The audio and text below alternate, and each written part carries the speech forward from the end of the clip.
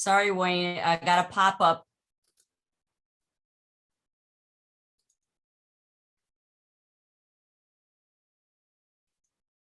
Hello, everyone. This is Linda Grahovec with the F&F family of companies, and I am so happy to be presenting to you today. I wish we could all be in person, but I know that just couldn't happen this year, but that's okay. We will get in person very, very soon. I am honored to be part of the Boom Marketing Conference for 2022. So today I'm going to talk about the difference between sales and marketing and why it is important to understand. Now, why am I even qualified to bring you this presentation? Well, I have been in the title insurance and real estate services industry for over 30 years now. I hate saying that, over 30 years, but I have. I started out as a real estate agent, and I was a full-time real estate broker for 10 years. Then for another 10 years, I was a real estate paralegal at a law firm.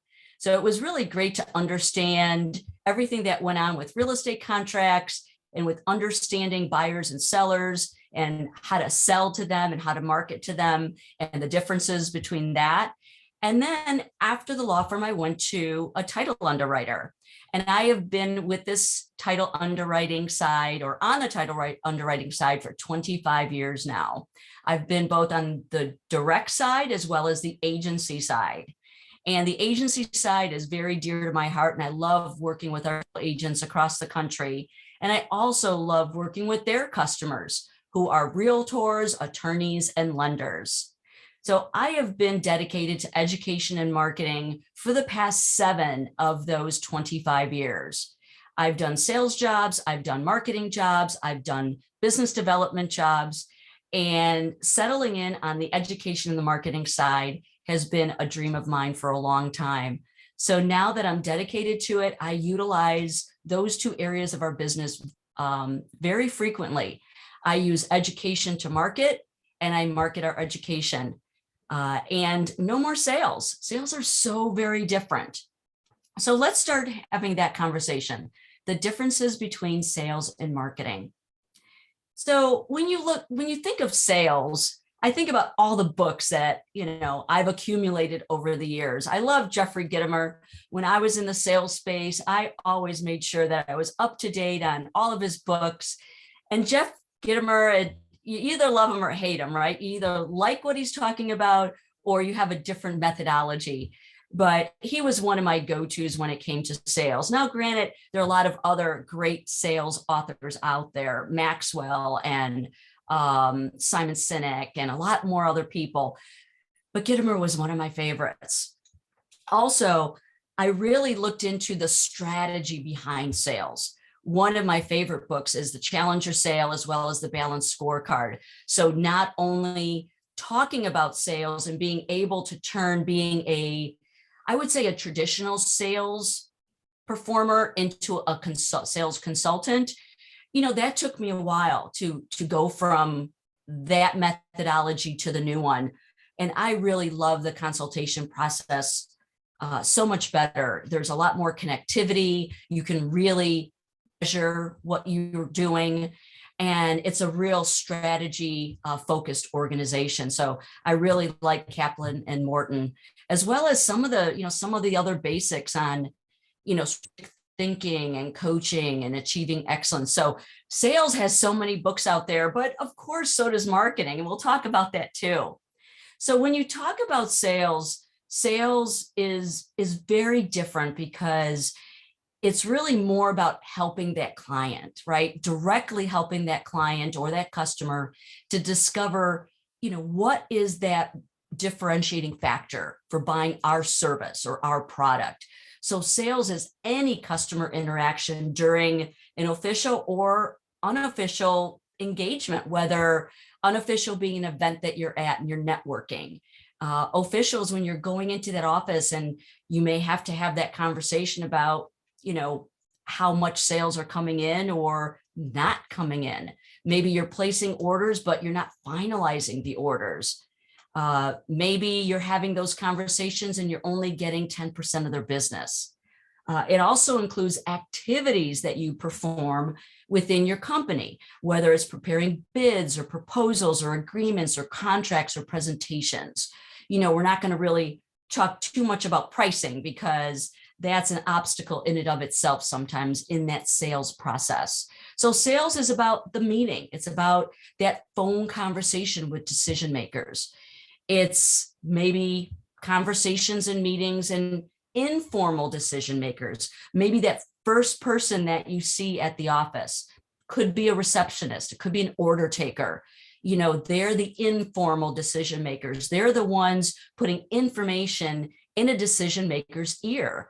I will tell you, I have had a lot of conversations with owners, managers, and decision makers who don't even realize the percentage of business that's coming to us versus our competitor.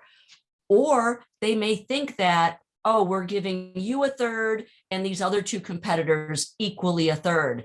But then I show them the reports and it clearly shows that it's not that case at all.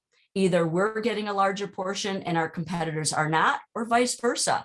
And that's probably because that informal decision maker is actually making the decision on either buying from you or from somebody else. Also, part of sales is that proposal, that, going in and saying what your rates are, your products are, and presenting that in some sort of development fashion. It's also internal team meetings to discuss these accounts, going through one by one. Where are they in your sales cycle? Interactions with strategic alliances about revenue opportunities. So I'm talking a lot about open orders, closed orders, percentage of business, actual dollars coming through the door. It's also meeting and phone conversations, which now, meetings, that kind of encompasses both in-person meeting and virtual meetings. We're going to that hybrid word now. Meetings can mean a lot of different things. To develop strategic alliances and referral sources. As a real estate agent, it was really important for me to get referrals. Towards my, fifth, sixth, seventh year, I was up to 75% in referral business. So I had to do a lot less advertising and more referral networking, and it worked out great. Spent less and I gained more. So it's important to get those referrals in any business that you're in. Dealing with customers and clients regarding their current projects, services, and agreements. So there's a lot to do with organic growth as well. You never want your top producer to feel that they are not a top producer, meaning a top customer of yours, a top client of yours, a top agent of yours. Because unfortunately, we do possibly take some of our customers for granted. And you never want that to happen. You never want to focus solely on your prospects versus your existing customer base, that without them, your revenue would go way down. So you want to make sure that you're looking at each of them. So what's marketing? Now, I don't know why, but sales sometimes has become a dirty word, right? There's certain visuals that people have created, certain ways of stereotyping salespeople. But I'm sorry, I was proud to be a salesperson, and I'm proud to be a marketing person now. I always made sure that my customers and client had respect for me as a salesperson. I always made sure that they knew that I was proud of my product. I was proud of how I can deliver that product. I was that trusted advisor to them. And I was very proud of selling the industry that we're in. So sometimes people have placed marketing on their business cards because they feel sales is not enough. And I don't think we do ourselves justice in doing that. I think we really need to separate sales and marketing because the efforts are completely different and the focus is completely different. Now, can a salesperson use their company's marketing tools and resources? Absolutely, and 100%. So you can be a better salesperson by utilizing those marketing tools or to market what your products and services out there. So let's kind of get to the basics with marketing. I kind of put a couple sentences together, which I tell you, it's kind of hard to kind of put in one short little paragraph what marketing is. But marketing is the creation of opportunities for selling situations.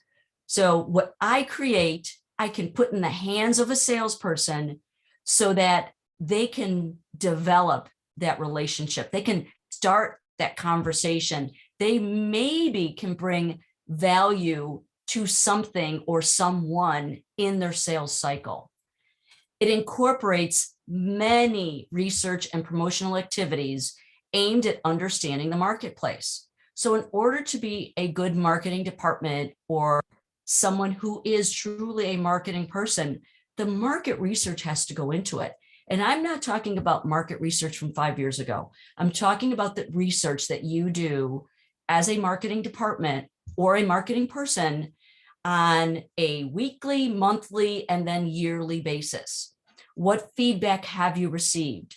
What target marketing or target geographical area are you targeting? Is there a generation that you're targeting your marketing efforts to? So you have to know the research in order to create the marketing tools to create those opportunities to sell. So you want to understand that marketplace. You want to understand the product or service that your potential market desires or needs. If you don't know who you're targeting, you can't market to them.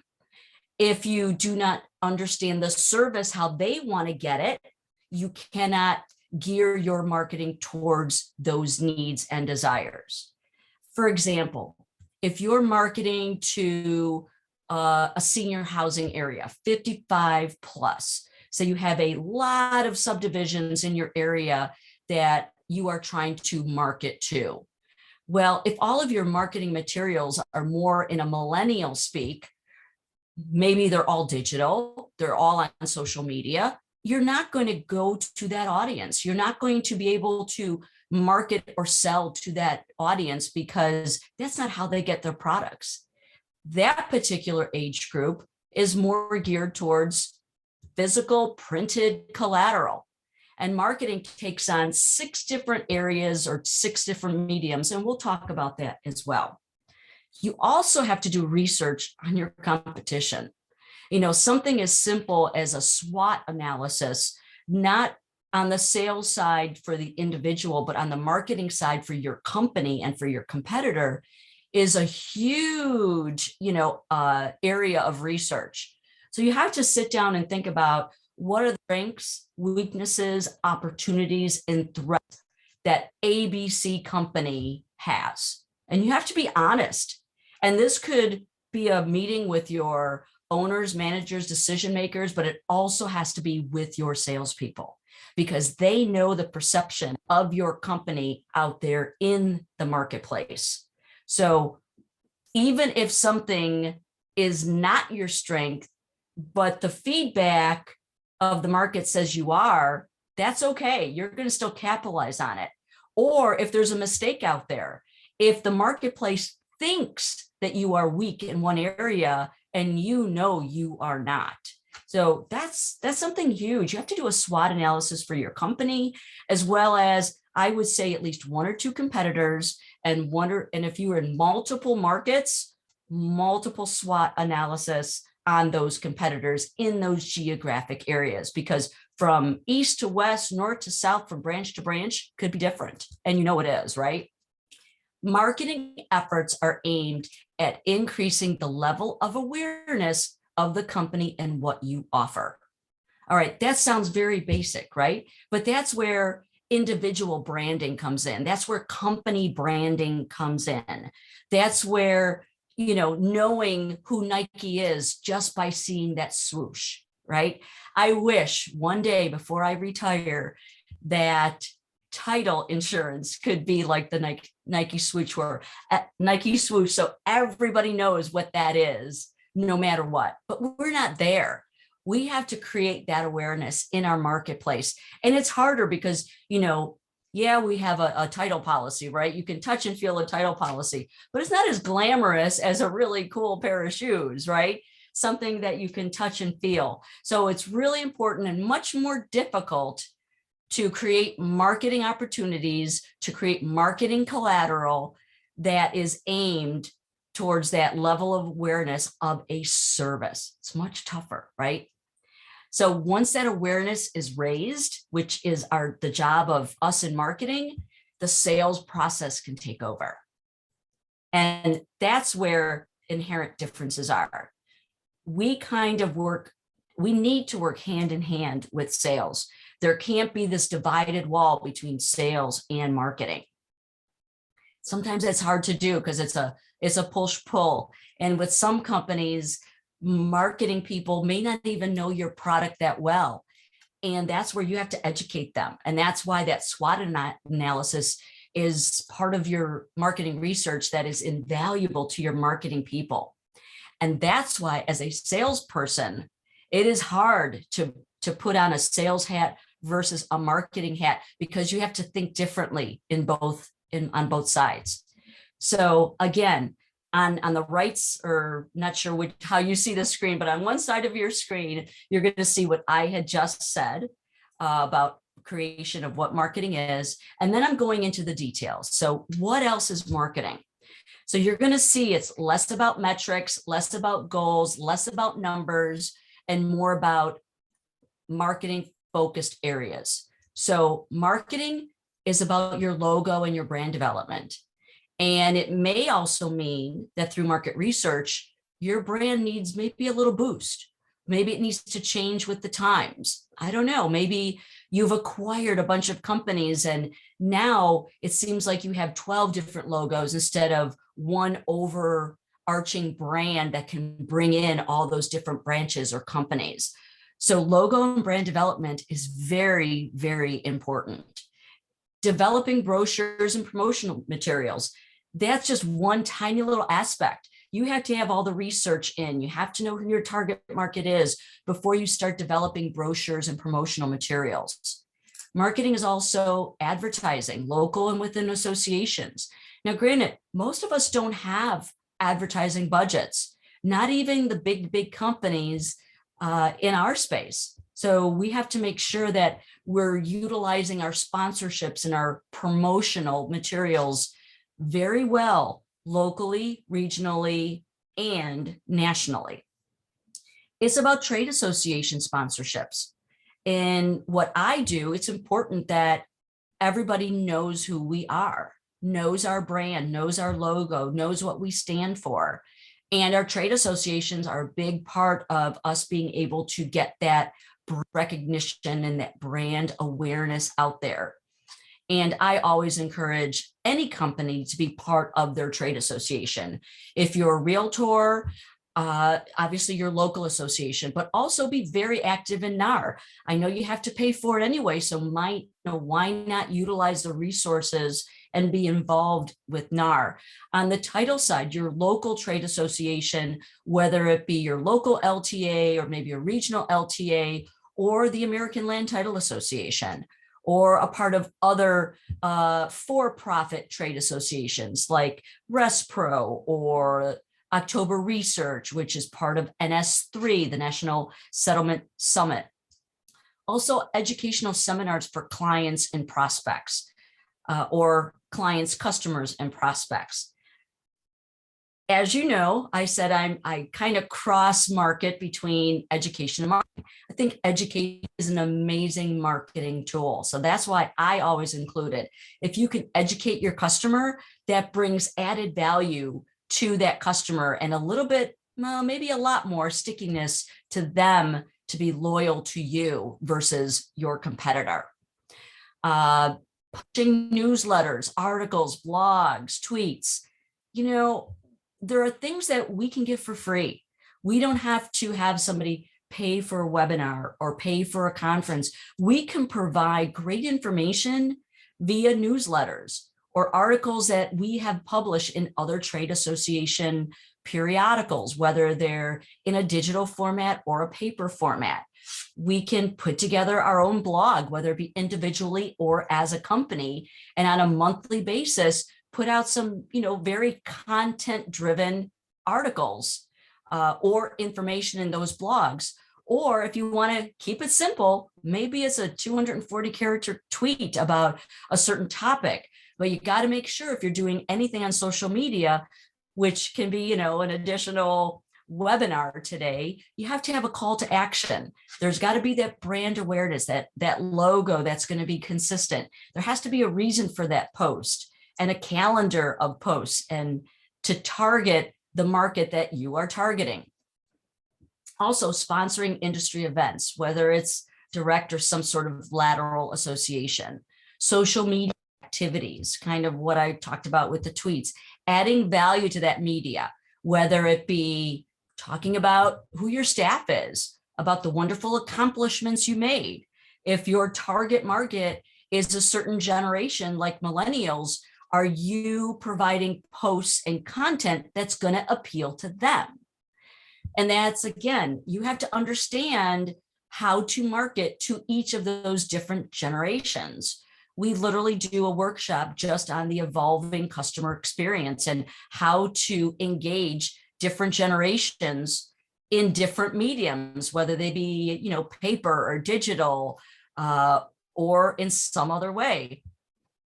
Website creation, maintenance, and monitoring. This is huge. You could be the best company. You could have great feedback for your customers. However, for the prospects that could be coming in or looking you up or Googling you, if they're going to a website that's not cool and hip and up to date, they may not have that next call, or it'll be harder for you to add them into your sales cycle because they may think that your company is just, not up with the times. So when you do a website, it's not a one and done, unfortunately. We literally, our company just launched a new national agency website about 3 years ago. Our local websites were just updated 1 year ago. I am already right now thinking about what's going to happen in 1 or 2 years, doing the research to see, what format is going to be more engaging for customers and clients and prospects and leads in 1 or 2 years.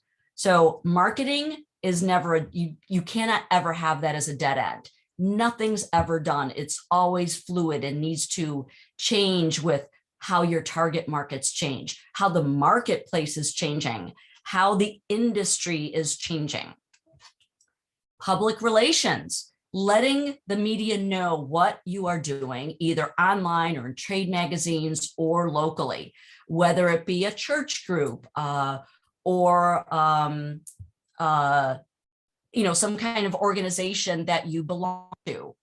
Attending networking events, whether they be within your industry or laterally, meaning as a title professional, I really, I come on the side of title and escrow, the title product and the closing product. So I'm going to go to events that only realtors are at, that I could be at as another industry or a lateral industry, or go to events that attorneys are going to be at, or going to an MBA local function with lenders.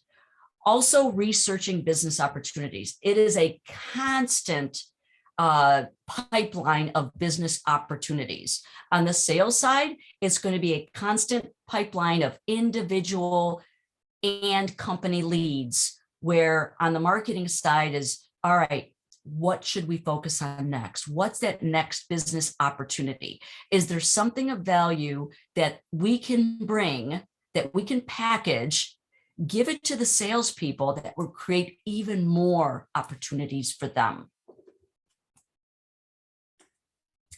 Marketing and marketing strategy. Now, I should have probably said the word strategy from the first slide, because marketing is all about strategy.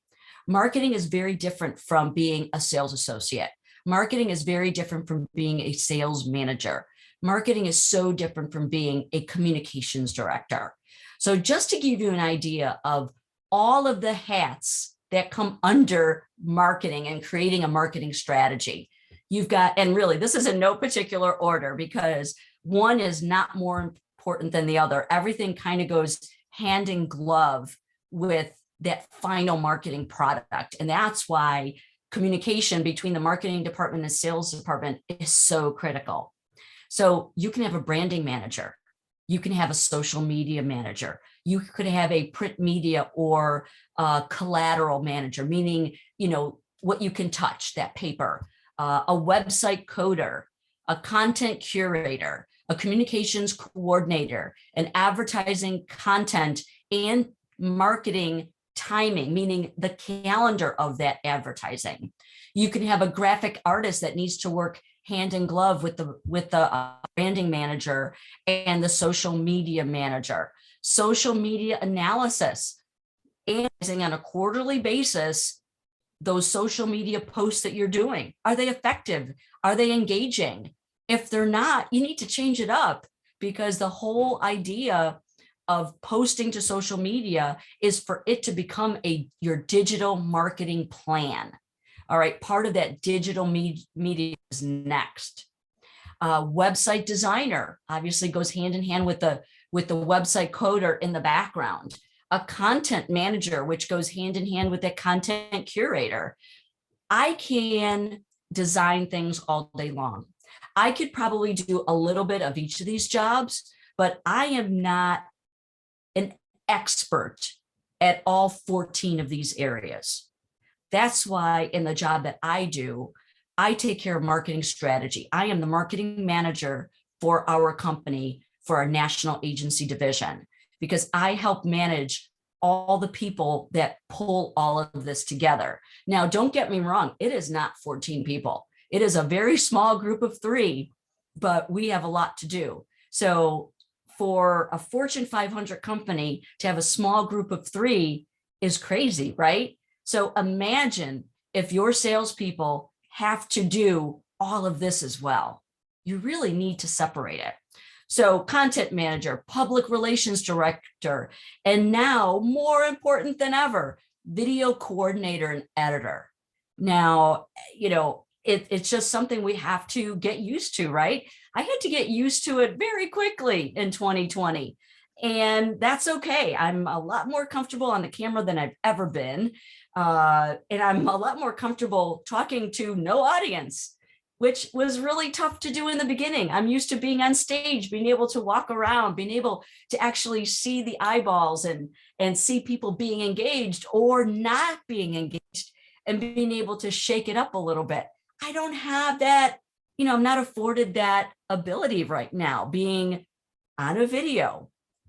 So if I really look at marketing strategy, I'm looking at anything that's customer facing, anything that the end customer is going to see, touch, or feel.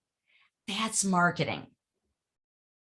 So even internally, we have meetings as well, where I have to sit down and talk about, why is this subject matter relevant? Why is it important to our agents, our title agents, or whether they're title or escrow agents? So marketing is an essential job, part of any company. Done strategically can really grow any business. So what are our own internal objectives? Well, it's to teach my internal team, meaning the sales team, and our agents on the many facets and considerations within marketing. So kind of doing what I'm doing with you today, not only to our customers, but also to our internal team. So with our sales team, I literally just came back from a sales team meeting where we talked about just about this. So who are we targeting? We can target our own internal managers in our sales team, as well as key growth agent, meaning my customers, my title agents, my escrow agents, in a certain geographic area or nationally. You can do the same thing. And we want to always make sure that we are actually bringing subject matter experts, their insights, their expertise, combined with, the focus on our resources to achieve what we're trying to achieve with our customers. So you need to ask the right questions of those right decision makers. So that's where really having a great communication with your sales team is going to help tremendously. And if you ever need help on connecting those dots, that's where Bo Digital can come in as well. So to kind of bring that all together, so understanding the differences, sales, is what drives that bottom line result. Sales close the deals with customers and clients. Sales is focused on closing revenue in a current month or quarter. You've got metrics, right? Sales carries that, revenue quota and is measured against some goal, that budget from last year or year over year sales results, seeing how things are gauged, from quarter to quarter or month to month. If your sales team or your sales manager does not have quantifiable accountability, then you may have to talk a little bit more about your sales process as well. With regards to marketing, marketing is an expense that brings buyers to the table. We curate things to bring to the sales leaders to make sure that they have those opportunities for selling. Marketing is what you do to make the customer or client come to you, making sure your brand is out there. Even if they don't know what it means, they recognize that brand, whether it be on social or digital print or a sponsorship. You're bringing that awareness in. So kind of trying to make that awareness like that Nike swoosh, right? So marketing is a longer term commitment, trying to get from being a product that nobody understands to a product that's recognizable, something that you can advertise on TV one day, maybe. I know that's going a little bit beyond, right? But girl can hope. Marketing creates a valuable pipeline for months and years to come. So yes, sales has a pipeline with their leads, but so does marketing. I always have to think 1, 2, 3 steps ahead because marketing needs to be proactive, not reactive. Give you an example. Salesperson comes to me and says, I received this flyer, whatever it looks like. I received this flyer. We need to have one just like that. Well, I'm going to be that marketing person that says, all right, let's talk about it. Why do we need it? What value is that bringing to your customer? Are you looking to just reactively copy something? So now you look like you're copying something or you're reacting. Let's think about how we can proactively create something that your customer wants. I don't want to say one up, but I'm going to say it, one up. If they're bringing a flyer that has X amount of resources or tools, okay, what are our unique and differentiating tools and resources that we can create a flyer on? Or is it really a flyer you need? Maybe you need more of a conversation. Maybe the contents of that flyer, your customer is not aware of yet. So maybe it's an awareness item. So it's conversations like that that are truly, truly differentiating when you have a sales and marketing departments that are together. Now, let's say you don't have quote departments. Most of you don't. It's tough. Even as a very large company, our sales and marketing were always in the same department. It's tough, but there has to be that one person focused on marketing versus sales. And you might have that person already on board and you just may not know it. That's where bringing in a professional, whether it be a Bo Digital or a subject matter expert like myself, bring us into your office and we can kind of figure that out. Business development, a little bit different too. Business development is focused on building those relationships, focus on opening the doors for companies to create those opportunities. Business developments help your client solve a problem rather than focus on product or price. So you can be both the business development person in that networking situation at an event, as well as bringing those sales in the door and making sure they get through your pipeline. And then they become from a prospect down to a revenue producing loyal customer of yours. So if we want to drill it down to some simple words, say marketing pays the way, business development opens the doors, and sales closes the deal. So let's talk about the differences between sales and marketing in a real quick rack card, which Bo Digital can provide to you. They help me create this. So sales and marketing, what you should know. This would be a great thing to distribute to your own sales team. Or if you have, talking about in the settlement space, if your closers are also salespeople, let's have a conversation with them how they could be better salespeople in regards to their own job or how we all can be better salespeople, right? Because we are all salespeople. I have good friends in the industry who are concentrating just on sales. And if you don't know this, every person is a salesperson in your company. So this particular rack card goes very briefly on what the differences are and how do they operate differently in my business. Setting goals and achieving alignment between these departments.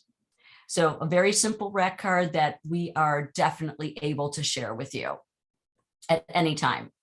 So if we want to talk about marketing, I have one of my favorite articles is in Inc. magazine, and it pretty much gives us 7 essential components to a marketing plan. And over the years, I kind of gravitate to these 7. I've changed 1 or 2 over the years, but essentially these are the key 7 if you're doing your own. Again, this is just the basics. This is, you have less than 20 employees and you just have to do it in-house. If you have more than 20 employees in your company, you really need to think about a dedicated person for marketing. And there's a metric that goes with that. There's a reason why I'm saying 20. And yes, I did my market research and I did evaluate the sales dollars versus the marketing investment to that. So these are the 7. You've heard me talk about market research. You have to do the research. From that research, you're going to talk about who are you targeting in your marketplace. Then how are you positioning yourself in that market? How are you looking at your competitors? Remember that SWOT analysis? That SWOT analysis for your company is going to help you with that market research, which is number 1, but it'll also help you in number 4, which is that competitive analysis. Then from those 4 areas, when you kind of drill that down into an outline, you develop a marketing strategy. Now, it sounds simple, right? But no, it takes a long time. Market research can take anywhere from a month to 6 months. Sitting down and really looking at your target market with people huddling and brainstorming could take you a month or 2. That positioning, another month. Reviewing your competitive analysis, another month. So by the time you create this marketing strategy, it could be a whole year process. But after you get that initial one, you could build on and make tweaks to that strategy as time goes on. I never want you to think that marketing is easy or a simple process. Then you have to create a budget. If you do have more than 20 employees, you have to budget your the collateral, what those resources are going to be, how much it's going to cost, whether it be printing or hiring a company to do a new branding strategy, or maybe to overhaul your website. That's all got to be part of your marketing budget. And also that human that you're paying, how much is it going to cost for that person to manage all those 14 different specific areas? And then metrics. What's the ROI? Where is it coming from? Where is the success ratio? How are you going to measure that? I hate to say, but sales, you could pretty much measure. What the orders coming in and going out and which actually come to fruition and where your prospects are. It's a lot tougher with marketing, but there are some really great cues in doing it. So let's understand that marketing mix. What are those 6 areas that I talked about early on? You have to think about marketing on paper, whether it be your logo, brochures, ads, promo materials, marketing slicks, even something as simple as a business card. And when I talk about business cards, it could be your digital business card as well, your signatures, and I'll talk a little bit about that too. What about your online media, your website, how you're maintaining it, updating both business and personal websites? Are you using QR codes? Do you need them? Testimonials. I mean, this slide is actually a very old slide. We used to use QR codes on our business cards. Well, now even at the Super Bowl, they use QR codes. How fun is that? And there was a reason. And for those that took their phone and scanned that QR code and went to that website, that's called engagement. You got some real people, and we can use that as a return on our investment. How many people that scanned that QR code, went to that website, and then inquired about that service? And then after so many months, how many became customers? What about testimonials? What about certain campaigns? Campaigns are lengthy, something that you want to do for 3, 6, or 12 months. Maybe it's a theme. You want to highlight your team this year. You want to highlight products next year. You can't just do it on a monthly basis. We have an attention span of a goldfish. So we have to be hit over the head 7, 8 times before we can even digest what you're sending out there. What about e-zines, e-magazines, digital products, or creating value of the day, value of the month, value of the week? What about real publications? Are you doing your own newsletters, articles, interviews, PR, speeches, presentations? Or are you part of others in your local market, regional market, national market, right? You can't only market yourselves and your business locally. You got to do it outside of your area as well, whether you're targeting that area or not, because that's where your brand and your brand awareness comes in. What about education? Well, you already know the answer to that because I've already been saying it. There's a great way to market yourself and your company and your industry via education, whether it's face-to-face or webinars or live meetings, whether you Skype or Zoom or Teams, whether you're at physical conferences or virtual conferences like this one, and your trade associations. So whether it's in-person, virtual, hybrid, are you participating in it? Are you having fun with it? Do you have brand recognition because of it? And that doesn't mean putting your logo on, every single presentation 300 times. No, it could be something very simple, something like we did today. My logo in one corner and boom in another, just so that that awareness is there that, me and my company are bringing this to you. What about social media? Now, I think we didn't do ourselves justice about 5 years ago when we started telling everybody, oh, you need to get on social, you need to get on social. Well, that was good at the time, but now, even if you're on social, is it really truly becoming your digital marketing plan? Big difference from social media post to creating a digital plan. But social in and of itself, are you on Facebook, Twitter? Are you tweeting? Okay, there's a typo there. That's how old this slide is, right? LinkedIn, blogs, YouTube. Are you actually able to attract, engage, and connect? Social media, or I should really say digital marketing, is our new cold call. Are there other platforms that you want to get into? Snapchat, Instagram, maybe some other kind of platform that's up and coming. I don't know. Is it really going to resonate with your target market? My target market is Facebook and LinkedIn. That's where we get an ROI, and we can gauge everything. So we're not into some other platforms right now because we're not going to get the ROI, and we've tested it out. What about seminars? Whether they're virtual or in person, are you participating in trade shows, sponsoring events, networking events, some sort of acts of value.